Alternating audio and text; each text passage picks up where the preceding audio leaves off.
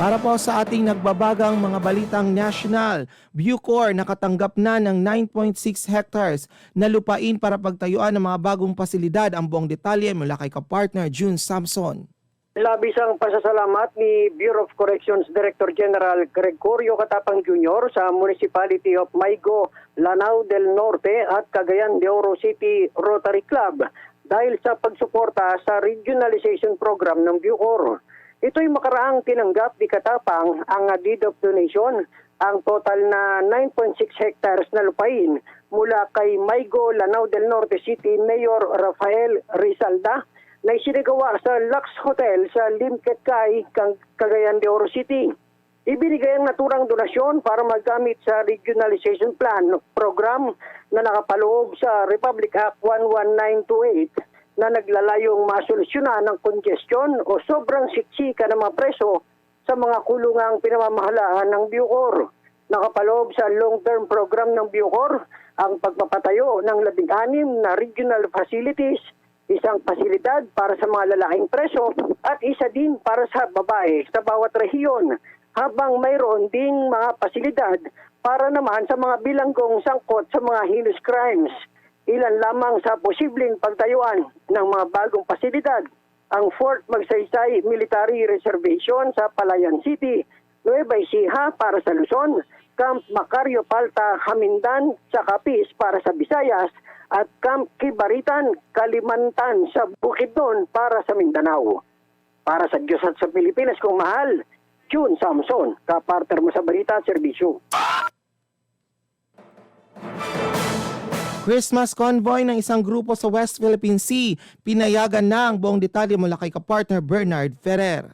Pinayagan ng National Security Council NSC ang ating ito koalisyon na magsagawa ng Christmas convoy sa West Philippine Sea upang mamahagi ng regalo sa mga mangingisda at mga sundalo. Sa isang pahayag, sinabi ni NSC Assistant Director Jonathan Malaya na nagkaroon ng constructive dialogue ang mga opisyal ng NSC at ang ating ito koalisyon. Napagkasundo na hindi ituloy ang orihinal na plano na magtungo ang grupo sa BRP Sierra Madre, ngunit dadaan na lamang sa general vicinity ng Ayungin Shoal.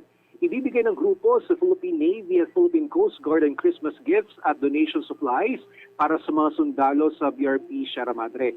Dadalhin ito ng tropa ng gobyerno sa susunod na rotation and resupply mission sa Ayungin Shoal. Pangunahing konsiderasyon ng NSC ay ang kaligtasan ng mga sibilyan dahil sa agresibong aksyon ng China sa lugar.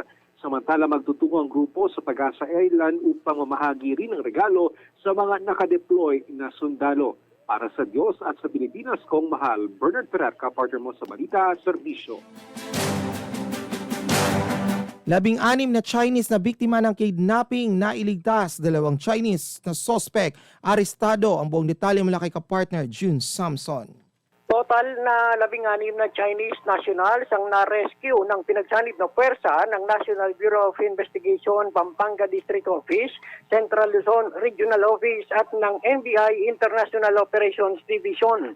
Samantala, naaresto naman ang 2 Chinese na sina Juan Hengsu at Delong Wang na nagpapatakbo ng scam hub sa Angeles City, Pampanga na ngayon ay naharap na sa mga kasong paglabag sa serious illegal detention under Article 267 ng Revised Penal Code.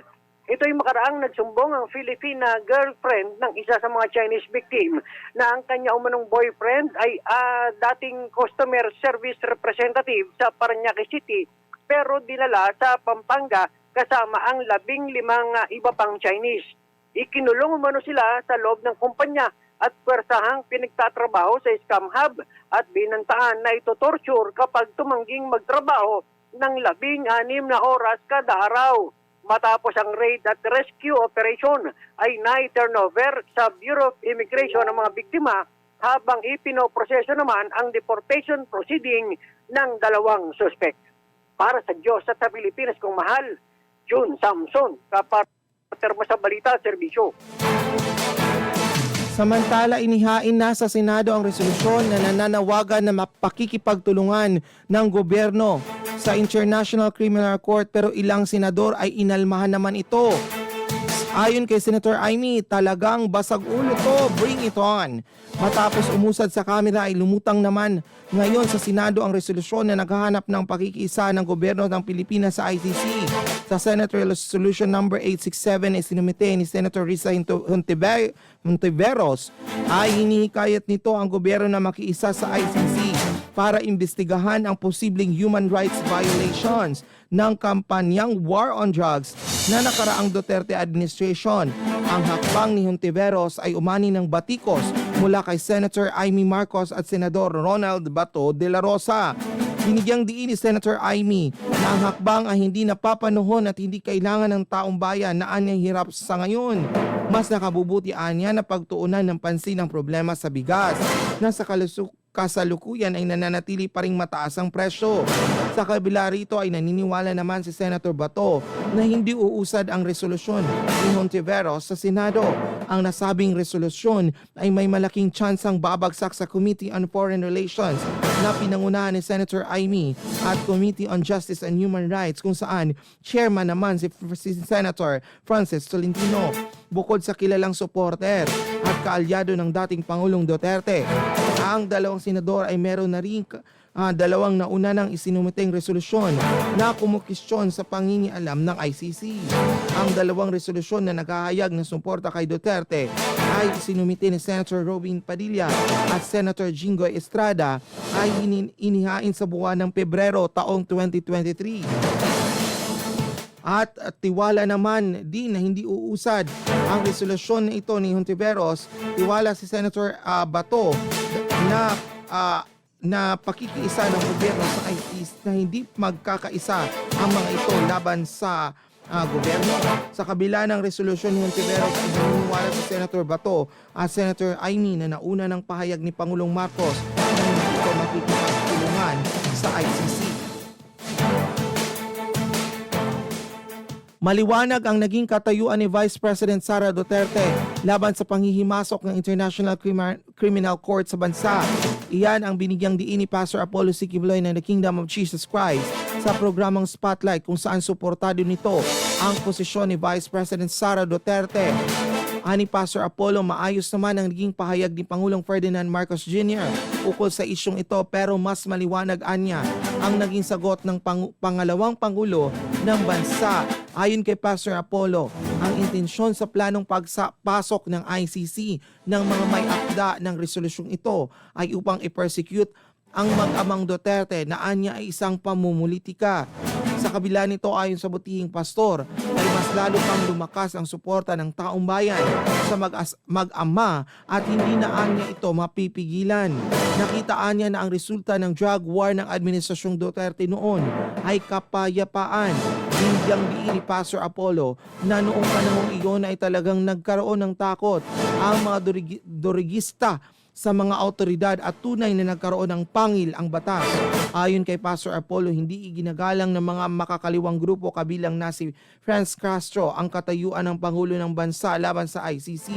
Dito ay matapos inihayag nito na hindi dapat makialam si Vice President Duterte sa tungkulin ng mababang kapulungan kasunod ng 3 resolusyon na hinihain sa Kamara na humihimok sa gobyerno na makipagtulungan sa ICC.